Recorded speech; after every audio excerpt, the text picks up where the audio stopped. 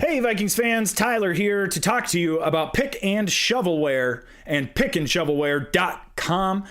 T-shirts, sweatshirts, all kinds of fun, different Minnesota sports clothing items and apparel options. We got a deal going with them right now where if you buy whatever you want, enter the promo code Bleeding Purple, all one word, and you will get free shipping. That is promo code Bleeding Purple, pickandshovelware.com. Make sure you go ahead and check it out. Okay, let's start the show.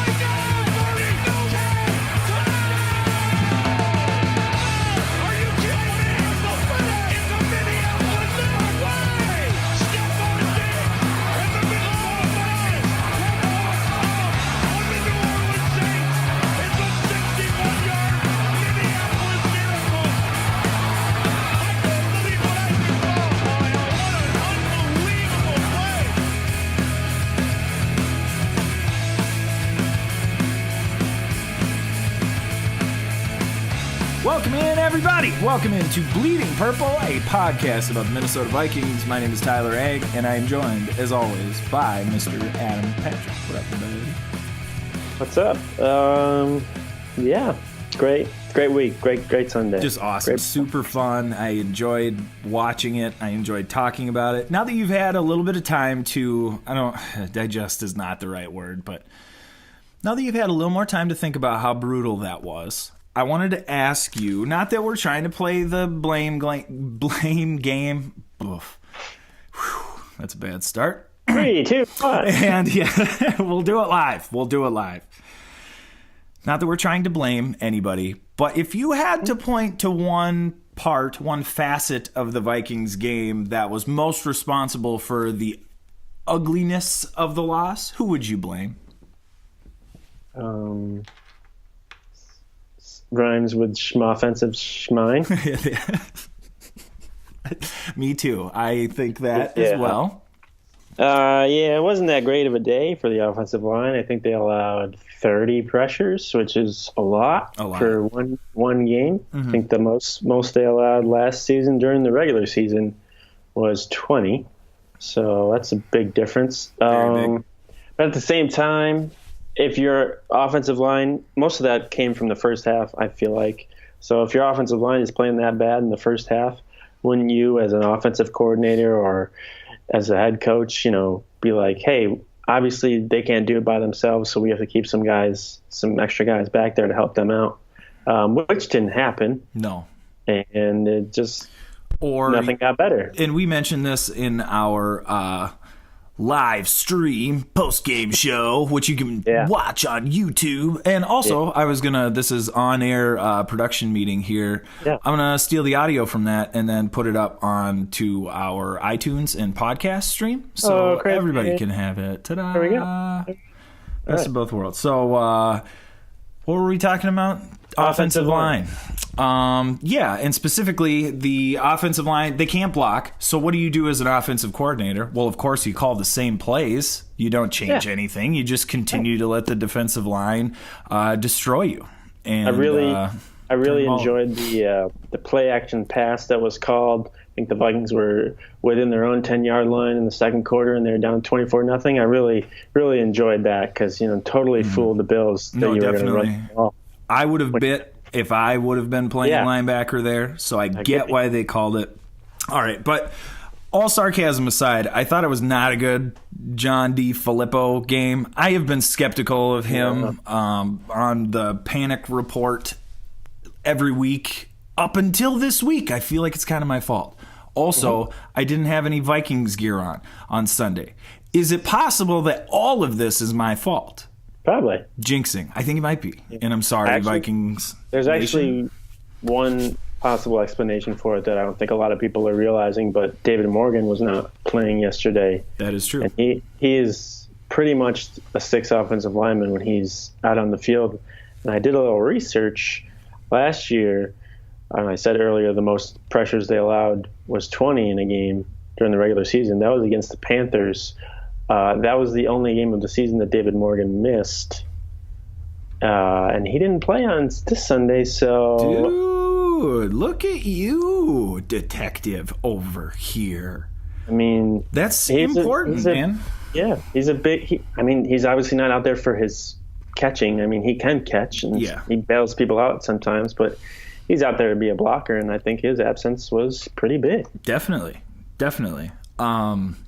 Man, that's a great point. I did not even enter that into my brain, but yeah, and he's out there a lot. They do a lot of 2 tight end sets. He's always to the side of they always move him over to the side that's going to get the heaviest pressure. Interesting. Yeah, so hopefully he gets better and can play on Thursday. Definitely. I can't remember what he's dealing with. I think maybe a back or something. Yeah, I can't remember. Well, that's not a good sign. Oh, my back. I hope not. Maybe I'm wrong. Yeah. As far as the offensive line is concerned, I mean, geez Louise, they don't have any money. They can't sign anybody. They're not going to be able to trade for anybody really at this point. Yeah, this is the group we're stuck with, for lack of a better term. I mean, it feels like that right now. Hopefully they can play better. Elfline's first game, so maybe a little bit of leeway there.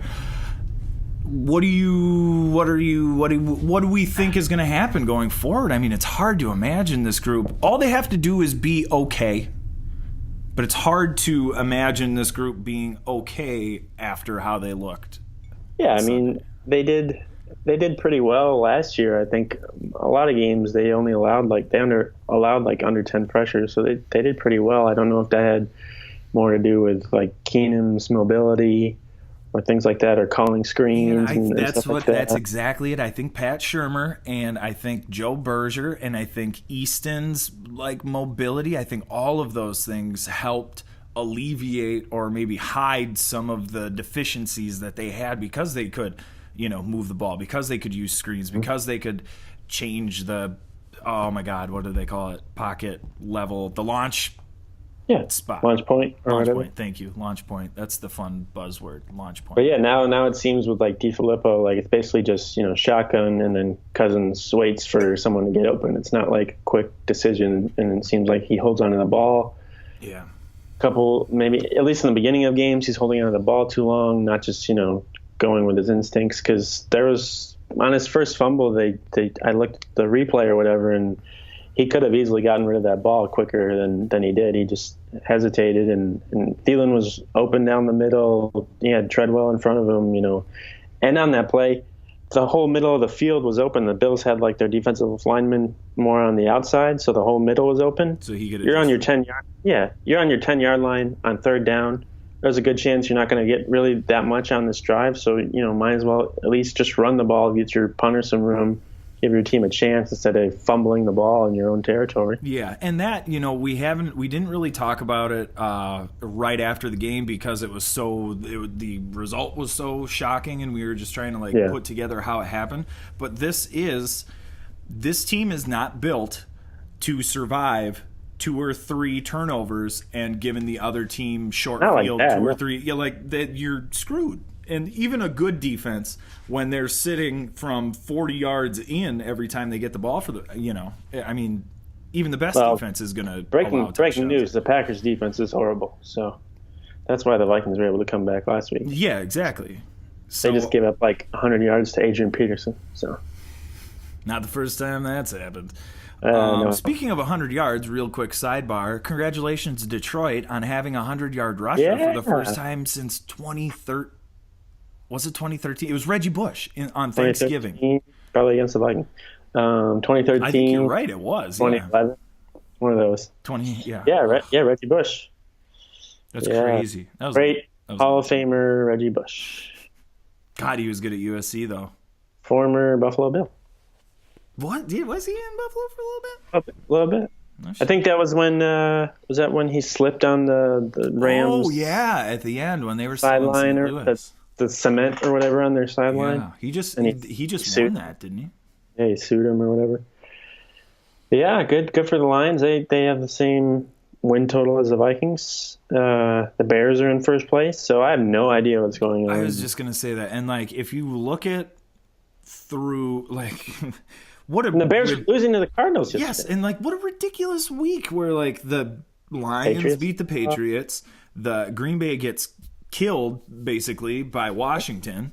What was the Vikings obviously get destroyed in Buffalo. Chicago's leading the division. Bradford out. Jaguars lost. That was the other one. Like, I don't get it. I don't know. I regret joining a pick. Hey, and the Miami Dolphins are 3-0. Yeah, like what? I don't understand. Like, what is happening? Will you feel better about this game if Buffalo goes in and beats Green Bay? Side question, will you feel worse if Green Bay rolls on Buffalo? And yeah, I'll feel worse. I don't think the Bills are that good anymore. I still don't think they're good. I think they capitalized on turnovers. I mean, 3 of their scoring drives were under 25 yards. That's what I was just saying. They gifted them 21 points. Yeah. It's impossible to win in the NFL when you give the other team 21 points. You're not going to win. Yeah. You're not going to win games doing that. Their defense looked a lot better than it did earlier in the year. It looks like they've tried to fix some things up with that. Buffalo's defense, you're saying? Mm-hmm. Yeah. I was impressed with their defense, and I was impressed with Josh Allen. But look, no, I wasn't. But like, how do you feel about Josh Allen then? All their big plays that they had yesterday, I felt like were blown by the Vikings. I don't feel like it was anything that the Bills did. Like wide open guy in the end zone, wide open guy on the sideline. You know, broken coverage. They didn't really have a whole lot of long plays, like a couple runs, but other than that, I wasn't disappointed by the Vikings defense. No, I don't think you. I mean, you can be disappointed in losing the game. They were put in a bad situation. 100%. You cannot expect the defense to be given a field like that care to defend it. Whose defense is back there. I don't think anyone's gonna, especially when it's like back to back to back. You're coming back, like you just get off the field and then, oh great, Kirk Cousins fumbled again, so we have to go right back on the field. That was the other thing too, is they happened in such rapid succession that it was like boom, and all of a sudden the defense had been out there the entire first half. They were down 27, whatever it was, 17-0 at halftime, I believe. Yeah. It's like it was boom, 24. boom, boom. And and all of a sudden, 27. It was 27. 27, yeah, at halftime, and the defense was on the field the whole time. Because they outscored them 6-0 in the second half. That's right. So moral victory. Woo! They won the second half. Too bad it doesn't show up on your record. How do you feel about the fumbling situation from Kirk Cousins? Because that was, if you'll remember, one of the things that, well, definitely not, but that was one of the things that Washington fans were like, you're going to hate him because ... and the fumbles was one of them. He's a turnover machine, they would say. And I looked at his interceptions, I was like, I don't think so. And then I'm like, oh. Right. I wouldn't really blame those fumbles on him. Yeah. I obviously would blame it on him because he dropped the ball, but the one where first one he was hit from behind. I mean, what's he going to do like with that? And then the second one, it was from his backside where he was stripped while he was trying to throw the ball. So, I mean, there's not really a whole lot that he can do unless he has eyes in the back of his head. But yeah, it's a concern. I mean, it brought back flashbacks of Dante Culpepper. Oh God, did it ever? I forgot to look up last night. I was going to look up to see, compare their hand size and see if that had anything to do with it. But just the offensive line just looked like garbage.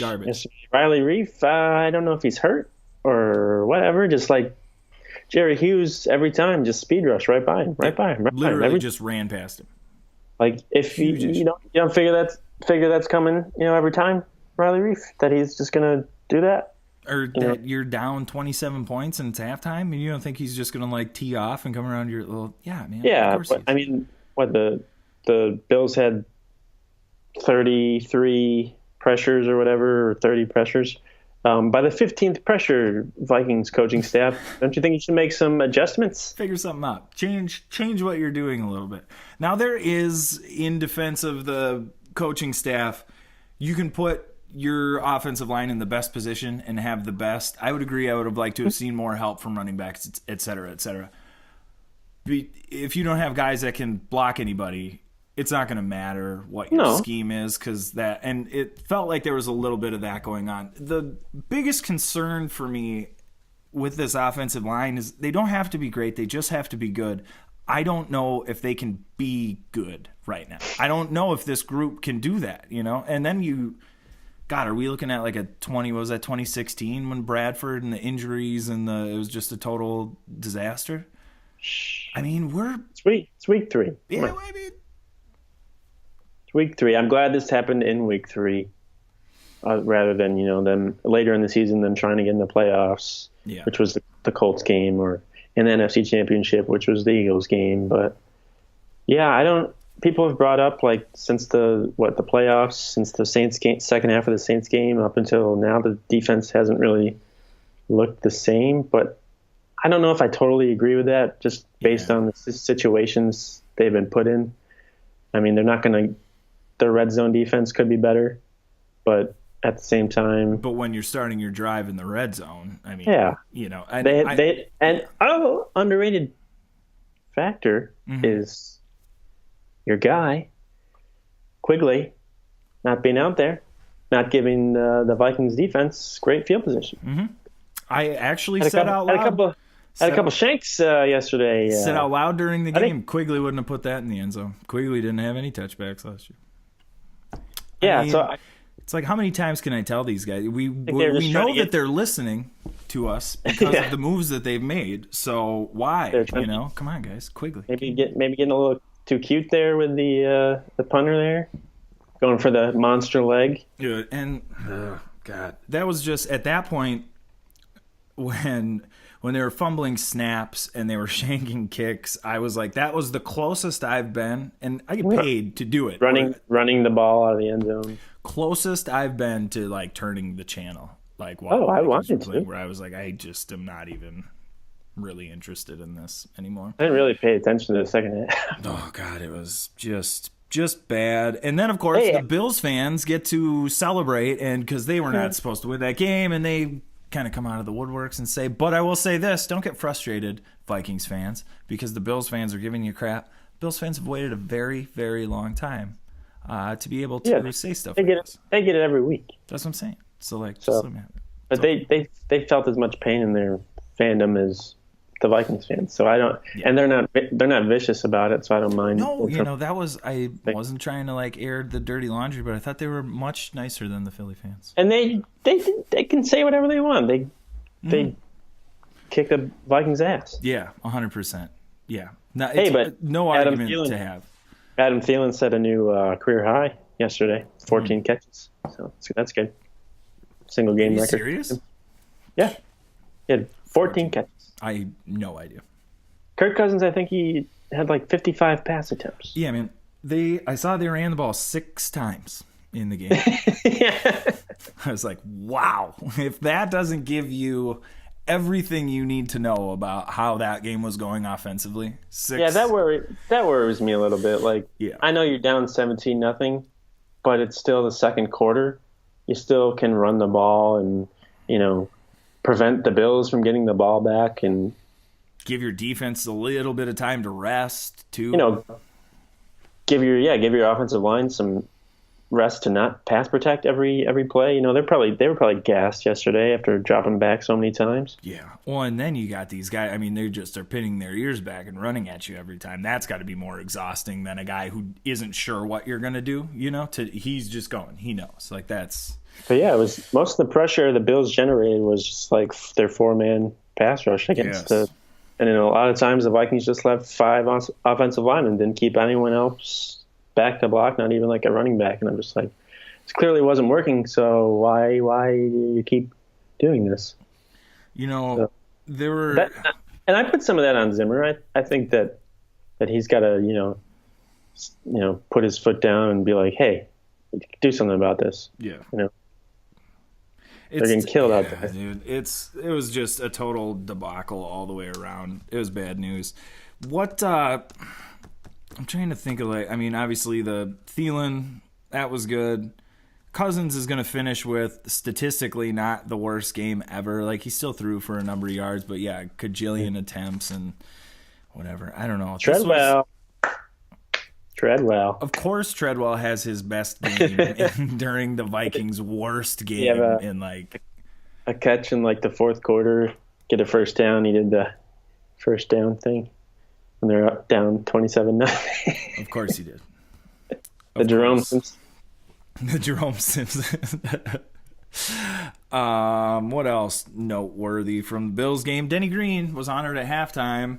Sorry, Mr. What a game! Green. What a fitting game. Wish we could have gotten you the W there. Not so much. Yeah, that. Well, you said it before. 41 Donut. That was. I think it was like Alumni Day or whatever. I think Chris Dolman was there. That's good. He's dealing with some issues, health issues. So it was good to see him out there. Man, a couple other guys. And the best part about the Bills game is that it doesn't get any better. Now they have to play the LA Rams in LA on Thursday night. I'm excited that it's prime time. 5:30 local time. Scratch that. I was excited that it was prime time. I was excited to see how they were going to match up with the Rams because the Rams seem to be the sexy Super Bowl pick for everybody. Now I'm not excited. Now I'm very concerned. Now I feel like if they go in and lose but don't get destroyed, I'm going to feel very good about that. Yeah, but did you see who's not going to be playing on Thursday for the Rams? I did see. Well, I saw a couple. There's Corner.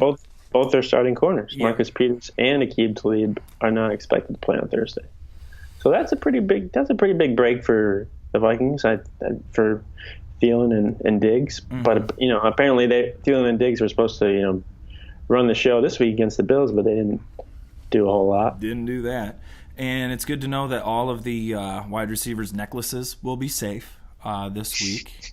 Yeah. So that's exciting for them. Yeah, but I mean, to get Thielen and Diggs the ball, the Vikings offensive line still has to block Aaron Donald and Ndamukong Suh. So yeah, it's gotta hold on to the ball. They gotta hold on to the ball. I'm very worried. I'm very worried about this, and I don't think the offensive line can hang, and I don't think they have the offensive firepower behind Diggs or Thielen to make it happen. Oh, well, Cook is playing, so that helps a little bit. Supposed to, yeah. But it's going to try and give it a go, I guess. Is there any, after watching what we watched on Sunday, is there any way they go into LA and win this game? Yeah. They got a chance. I think they need to get out. I think they have to get off to a fast start, first off. Whatever crowd's going to be there or not be there, it's LA, so you don't know. Yeah. But whoever's there, just make sure it gets real quiet. And scoring first would be very important for them. Play smart. Just play smart football. Play to your strengths. Good field position. Not turning the ball over. Not running the ball out of the end zone. If you're, super deep, you get the ball. You start on the 25 if you get a touchback now. So do that. Just play smart. Make sure everyone knows who's covering who. Don't have two people covering your running back and leave the tight end wide open behind you. Basically, just don't do anything that you did last week. Yeah, probably don't do any of those things. Mackenzie Alexander as much because he's doing anything. Dude, that's super important. So Waynes left the game for a little while. Hughes was then moved outside, correct? Yep. And then Mackenzie Alexander comes in. Yep. That did not look good at all. No. Have we heard anything about Waynes? I mean, if he came out, he's probably not playing on Thursday, right? Ankle injury, but nothing has been updated on that. Okay. So we're pretty sure he's playing, or would we? If that's doubtful and that's their starting group is Hughes, Alexander, and Rhodes. Well, they can put Iloka out there too. They can do a little 3 safety thing. Where's he been? How come he's not? Yeah, I don't know. He might have played on Sunday if the game was closer, but they probably were just like, man, whatever. So yeah, the Vikings played a lot of single high safety for the first half, and then that didn't really work out because they couldn't stop the Bills. Yeah. So I don't think they'll be doing that, especially against the Rams, because they can pass the ball. So I don't expect them to leave Anderson back there all by himself a lot. But yeah, I wouldn't be surprised if Trey Waynes doesn't play though, because it's Thursday game and they got 10 days of rest. That's so what I'm thinking. I think him not playing would be a safe bet. But at the same time, I'm not the biggest Trey Waynes fan. I really don't see that much of a difference between him and Mike Hughes being on the outside. But is there a big difference between Hughes and Mackenzie Alexander in the slot? That's the part that concerns me, because Courtney Cronin mentioned it at, I'm not sure what show she was on today, but we're not talking enough. Wheel of Fortune? Not Wheel of Fortune. I think it was a radio show. Oh, okay. In the Twin Cities, sports talk radio. Can't remember which one. But Terrence Newman not being there on the field is maybe more important and maybe more noteworthy than we're giving it. Its due. Gets guys in the right position. Yeah, and knew where he was supposed to be in addition to where everybody else was supposed to be. He knew where the offensive take him player was. out, and you got Mackenzie Alexander. Yeah, he knew where the offensive players were supposed to be. Yeah. So it's like, I don't know. I feel like that's a big deal. I feel like Barr's performance this year is like I was just going to say right now. After 3 weeks, would you be giving him an extension next year? Or a new contract next year? No. Not this guy. I wouldn't. Look, yeah, he got embarrassed yesterday by Josh Allen. Like 3 times he embarrassed him. Yeah. 3 times in the open field, to the point where Anthony Barr was visibly hesitant to get involved in open field Josh Allen, which is... Yeah, the horse collar tackle is like, dude, what are you doing? Like, that's something that I feel like is easy to avoid. What are you grabbing for other than his shoulder pads? Yeah, nothing. And you're not. And even if you don't get shoulder pads, they're still going to call it. Don't grab up there when you're behind the dude. It's a penalty every time. It doesn't matter. Like what you even, say you just get jersey. They're not going to. They're going to still call it. Yeah. And then you get hurdled. You get hurdled by him. You put your head down? Every 15 seconds it flashes in my head, Adam. It's just Josh Allen leaping over our supposed best defensive player. The new Michael Vick making 2 Vikings run. Yes. That's exactly what it is. It shines the same scary light in my brain every time I think about it. After that happened, I was just like, all right, this game is over. No, that was, and I don't usually throw stuff, but that one was like I threw the remote in the air. I was like, this is out, like, poof, like this is ridiculous now. Josh Allen.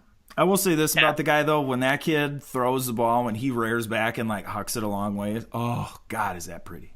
Just he had beautiful deep ball, nice throws. His receivers probably could have caught a few balls. That would have been nice.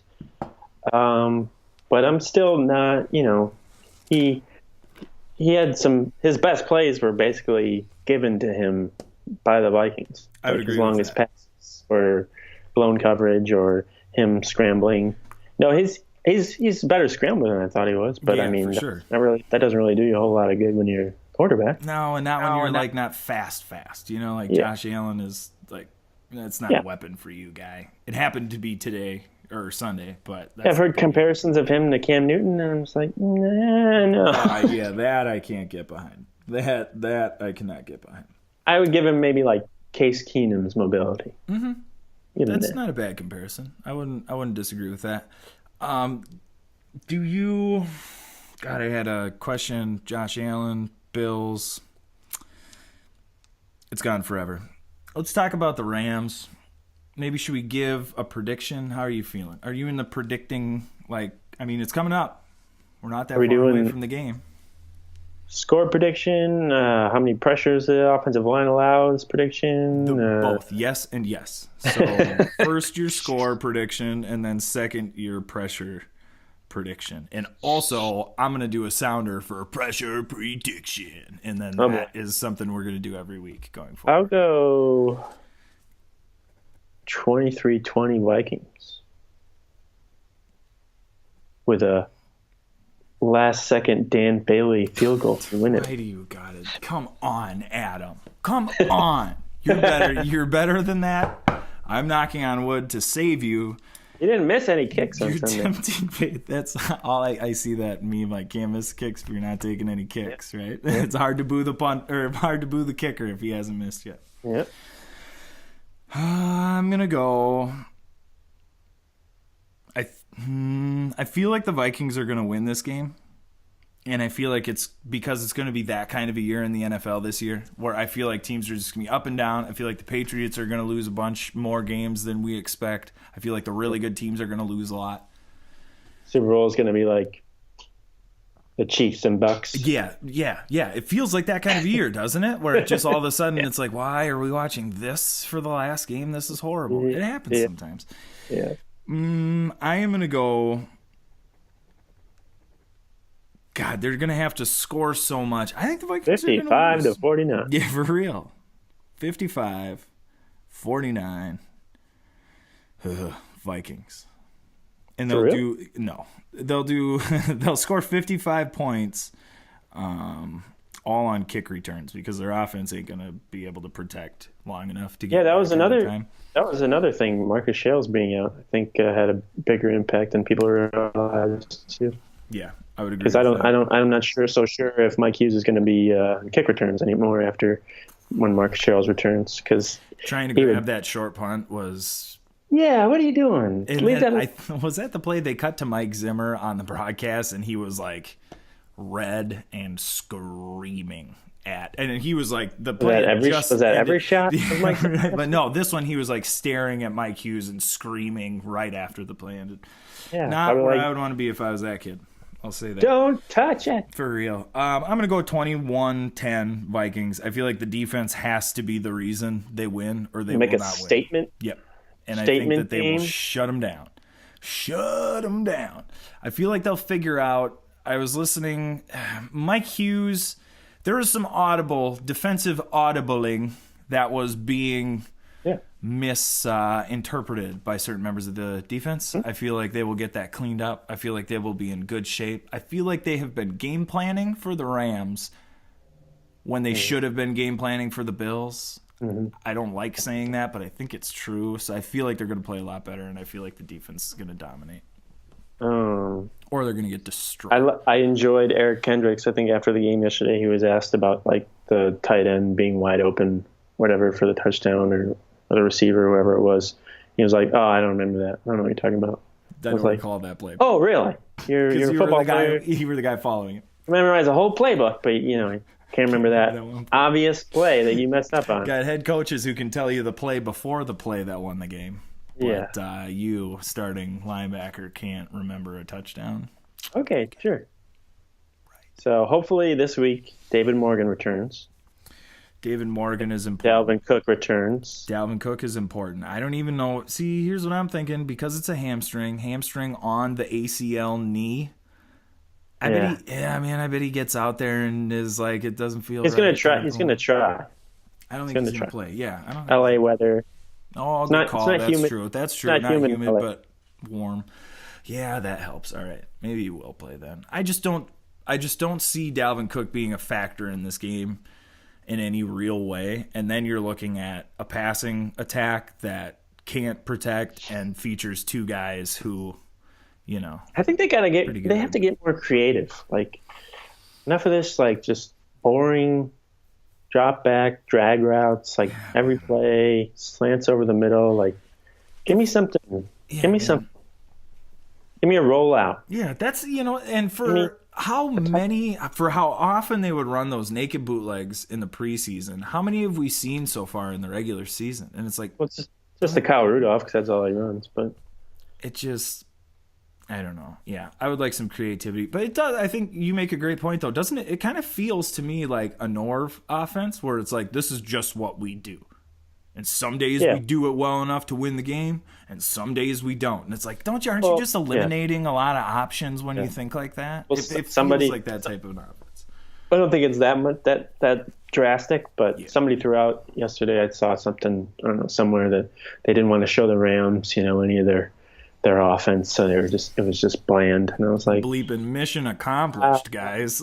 Yeah, I don't think so. This is the regular season. You want to win every game. I don't think they're planning we just didn't want to show them any successful plays at all. period. We didn't want to put anything good on film for them, so we threw a game. This is not they're not going to also they're not going to base the Rams aren't going to base their game plan off of your performance against the Bills. Yeah. Like, they're going to look at all of your film from this year and last year, so. And then probably some Philly film from last year to see what DeFilippo's been doing. I hope. Man, you nailed it. I'm just super unimpressed with offensive coordinator, dude. This kid is supposed to be a kid. This older gentleman is supposed to be a guru. He's on the fast track to being a head coach. 1 year wonder. 1 year. Malarkey. Supposed to be in and out. Just in and out. He's gone. I can't get behind that. I'm not believing. And maybe by week, got some work to do if he wants that. For real. Maybe by week 6, I'll be singing a different tune, and I hope I am. But right now, I just am not seeing it at all. Like you said, there's no creativity. There's no when was the last time a defense looked surprised by something? Hadn't been the first 3 games. Yeah, they don't, and they don't really run a lot of screens. Like last year, I felt like once a drive, maybe they tried to run. Once every other drive, they tried to run at least one screen. You got Dalvin Cook out there, and that's the Shermer does a lot of screens, but still they work. That's what I was going to say. When they're effective like that, maybe try it. Especially when you got the pass rush yesterday, like that seemed like a perfect opportunity to run those plays. And Mike, I don't know why they didn't really get Mike Boone involved in the passing game as much yesterday either. They sent a bunch of passes to Latavius Murray. Like, he's not the greatest receiver in the world. He's more of a power. Yeah, and he doesn't have the interception or the dude caught it with like his feet was a great example where like he catches that ball.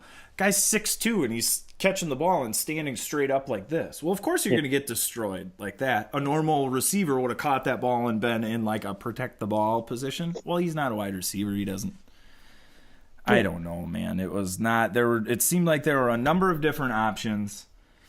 I do think the Vikings slow the pass rush, and they didn't use it. I think they clearly underestimated the Bills, and I think they probably sat a few more guys than they would have if it was a game against the Packers or even from a game planning standpoint where you didn't have an option, you didn't know what you were going to do down by 17 because you never went over that part of the game plan.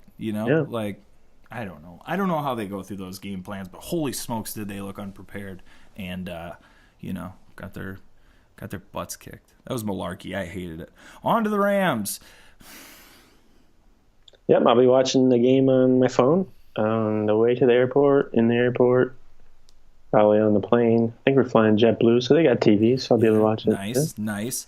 So you're going to be, how close to Buffalo will you be? And will you get to do any? I'm going to Syracuse. Oh, okay.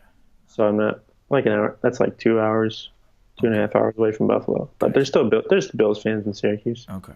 Can you jump through a table while you're out there? Is that going to be part of your plan, or is it just a Sunday thing out there? I don't know. I'm from here, so that's a baby stuff. We just clap and say skull. That's all we do here. We don't jump through stuff. Yeah, I was doing that before the game, and then I was not doing that. Yeah, there were not a lot. You know what else? Oh, man. I heard Let's Go Buffalo at the end of the game on the TV. I can't believe I didn't bring this up before. This is like the most important thing. We haven't even discussed it. The Viking horn, the Galler horn, did not work at the beginning of the game. We should have known right then. Yeah, man, conspiracy theory. Everybody knew in that stadium. As soon as that horn didn't go, should have just filed head to the exits, folks. It was one of those 2010, 2016 kind of performances where you're like, it really was bad. Is this going to happen again? Mm-hmm. Like all these expectations, and we're just going to have a crazy year with so much stuff going on. Yeah. Oh, I was thinking about that earlier today. Kind of going through the whole season and being like, well, what actually has this team been through? Well, their offensive line coach died. They currently have a player that may or may not be on a psychiatric hold, voluntary or otherwise. They have there's so much going on with this team. It's Nick Easton out for the season. Mm-hmm. Who else? Avion Collins out for the season. Yeah. They let go of. I'm not. Yeah, I'm kind of second guessing though the B-Rob and the Terrence Newman decisions, because I think they could help with some of that confusion out on the field. I think you're right these days, but I mean, you gotta part ways with them sometime. So yeah, but whatever. I don't know. It's easy to second guess these moves like that after a performance like this, and realistically, if they on Thursday go into LA and win even like kind of convincingly, not like they're going to blow them out or anything like that, but even if they assert themselves and win the football game, all these fears kind of go away. I'm still worried about the offensive line. I'm still worried about the kicker, but like the rest of the stuff, it kind of falls. I did enjoy last week when everyone was like, "Oh, Kirk Cousins is for real. He's worth the money and everything." And then this week, everyone's like, "Fire Spielman, fire Zimmer. Should never got Kirk Cousins. Clean house. It's horrible." Like Case Keenum back, even though Case Keenum has 3 touchdowns and 5 interceptions. That has been my favorite tweet to see since Sunday. His like here's how much 98 or X amount of million towards the offensive line, as though you would just have like purchased you would have invented an offensive lineman for free agency, like create a player. You would have created him and then just chosen him, and that's all your money to that one guy. Yeah. Or because if you look at what was available on the free agent market, and people don't really realize that the Vikings are only spending like $4 million more on their quarterbacks this year than they were last year, total wise. So it's not like they're spending that much more on Kirk Cousins. No, and it's not like if you had a ton more money, you would just have better offensive line. That's not how everyone's works. like, "Oh, you could have signed Case Keenum for like $10 million." What? Where? He wasn't going to take that money last year. Absolutely not. Absolutely not. And I wouldn't have blamed him. No kidding. Yeah, you go get your money. In the NFL, you get your money. Oh, man, yeah. It just we should have seen this coming for so many different reasons, but the Vikings fans, think back to last week, Adam. How confident was the whole squad? I did a pregame show on Sunday. Everybody predicted that they were going to cover the spread and the game wasn't going to be close. I predicted the Bills to win, but I was the only one that had it within like 2 touchdowns. Yeah, it wasn't close, so that was accurate. Yeah. But like we, as a fan base, should have seen this coming because we're smarter than this. We know that the Vikings do this. Adam. Yeah, no, yeah, we know not to like expect anything. It's more expect the unexpected with this franchise and. Yeah, and what were we doing? We were expecting good things. Yeah, we were just expecting an easy W, not in Viking land. Could have gotten back to the team. The team's hearing about the 17-point favorite and all that. They're on Twitter and social media and stuff. They see that stuff. Players read that stuff, so they're probably all of them are in their mid-20s because they're football players, professional football players. So man, maybe focus a little harder this week. Yeah, and I think they're going to go out and play harder. They've got guys on their team that aren't going to let them get embarrassed. That's a prideful group, and they will not want to be embarrassed on Thursday. So I think we can kind of set that aside. I don't think they will get embarrassed, but I don't know. You also almost forgot to give your pressure prediction. How many pressures this weekend? I don't think it's going to get that much better. We'll go with 15. 15. As many as Jerry Hughes had him by himself. For real. Is that like an actual? What did he have 15 by himself? You're making that up. Really? No, jeez Louise. I am going to go 20 because I have no confidence in this offensive line. I think they can get around it and still be successful and maybe win, but I think it's going to be a chore to try and block what they got coming after the quarterback with the offensive line that we have. Yay. So, hopefully David Morgan will play. They'll figure out some other ways to, help out their offensive line, some of the weaknesses. Elfline is probably going to start. Yep. Curious to see, they keep Tom Compton at left guard or they move Brett Jones over left guard.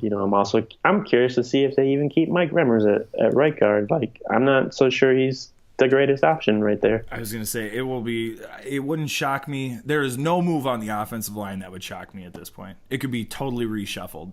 I don't think they've found their starting lineup for the rest of the year. I think they still have some shuffling to do and figure out.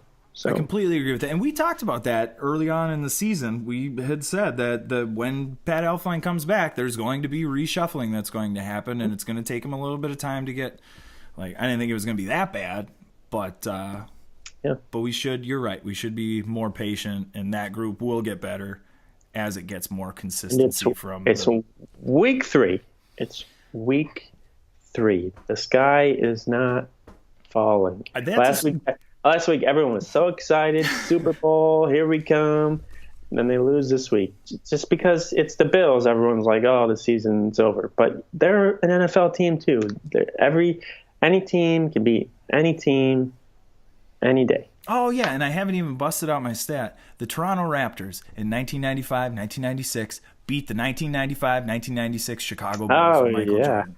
That happened. I remember that. The Raptors finished 21-61 or something stupid. They were horrible. They were an expansion team. They beat, until the Warriors, the best team that has ever I feel like Dominique Wilkins was on that Raptors team. Oh, you might be right, actually. Yeah, you're so right. Oh, my God. I remember that. Mm-hmm. I remember being there in high school, or not high school. I was in high school in 95, like elementary school. Yeah. But so that happened. So it's it's professional sports. It's why they play. That's why they play, man. This is why we watch. The Browns is because of games. The like Browns this. won this week. Yeah, man. This is what we're doing. They beat the Jets, but whatever. Yeah, I mean it counts. It still counts. And the Steelers don't have a win this year. They're playing the Bucks tonight on Monday Night Football, which is like that game by 30 points. An exciting game. What? Yeah. Steelers and the Bucks. The NFL is a very strange place this year, and September is always weird in the NFL. And if you take a step back, Packers lost. The Vikings didn't really lose any ground as far as the division is concerned. As far as a little bit to the Bears, but come on, it's the Bears. I will say that 9-7 or 10-6 might win this division this year instead of maybe 11-5 or 12-4 like people thought. Yes. I don't think it's I'm not so sure a bye is what people should have in mind for the Vikings anymore, playoff-wise. No. It could still happen. It's week 3. But, yeah, it could still happen, but we may lower the expectations. I was just going to say, pump the brakes, everybody. Pump the brakes. Still going to be a good team. Yeah. Still probably going to be in the playoffs. Yeah. Let's not get disappointed if they don't go to the NFC Championship game. Let's reassess the expectations and calm down. Yeah. Kirk Cousins is signed to a 3-year deal. We got time. The window isn't closing. Window's just opening. It's just what? Adam Thielen's probably going to next year, so yeah, we're good. Dalvin Cook, Adam Thielen, Stephon Diggs are all going to be around. Could be fine. We're going to be fine. It's no big deal. I'm not even worried. You're not worried. Not worried at all. I just felt like an hour being worried, but I'm not worried. I'm not worried at all. Yeah, I'm fine. Not worried. Why am I talking like this? It's the Vikings. We're good. Yeah, it's fine. It's no big deal. Honestly, I wasn't worried yesterday when they were down like 17-0. I was like, oh, they can come back. They can come back from this. It's easy. No problem. Beat the Bills. Bills suck. Even at halftime, I was thinking wow, now they're going to need some serious adjustments. But if they come out strong in the second half, they could actually make this a game. If they scored on their last possession in the second half, score a touchdown, they got the ball in the second half first to begin with. Yeah. Get a touchdown there. It's 27-14. They could have. And they're good. They were still in it. Didn't work out that way. Wasn't their day. Nothing really. The ball definitely did not bounce their way at all yesterday. And also, at what point did it shift to comedy for you? Because for me, it was early on in the third quarter where I was okay, this is funny. Yeah, this is hilarious now. I'm watching the Little Giants. This is amazing. That hurdle definitely was oh, okay. Yeah, it might have been the hurdle where I was all right. Not today. Yeah. Throwing the remote. All right, bud. Crumple that up, throw it in the garbage, forget about it. Turn the page. Turn the page, Thursday. Everyone's saying, after the game, it's a short week, so luckily we don't have much time to think about this game, so we have to focus on the next game, which you were probably already doing before Sunday. I was just going to say, they've been doing that for 2 weeks, so no problem from them. So we'll see. We'll see. All right. Well, hopefully it goes better. It's amazing how different every week the reaction is. It's unbelievable. From me? What? No. From everybody. From everybody. I just happen to react similarly to everybody. All right. Well, good talk. Again, therapeutic. It felt good. Get that garbage out of here, and we'll move on to LA. Hopefully, it will have a more fun conversation on. Hopefully, the Vikings will be #beating Goff on Thursday. Oh, caught me off guard with that. That's really good. That's really funny. #beating Goff. I like it a lot. I like it a lot. That's a great place to end. We will see you Thursday. Do you want to do the thing Thursday after the game? I'll be in the air, so I probably won't be able to do that. Be able to do that. Sounds good. We'll do it next time they play on Sunday. That's probably safer because they'll get mad. It'll be late at night. I don't think that many people will be up anyway. I was gonna say it might be rude to the people around you on the plane as well. So I don't really care about that. All right, bud. Skull. See you next time. Skull.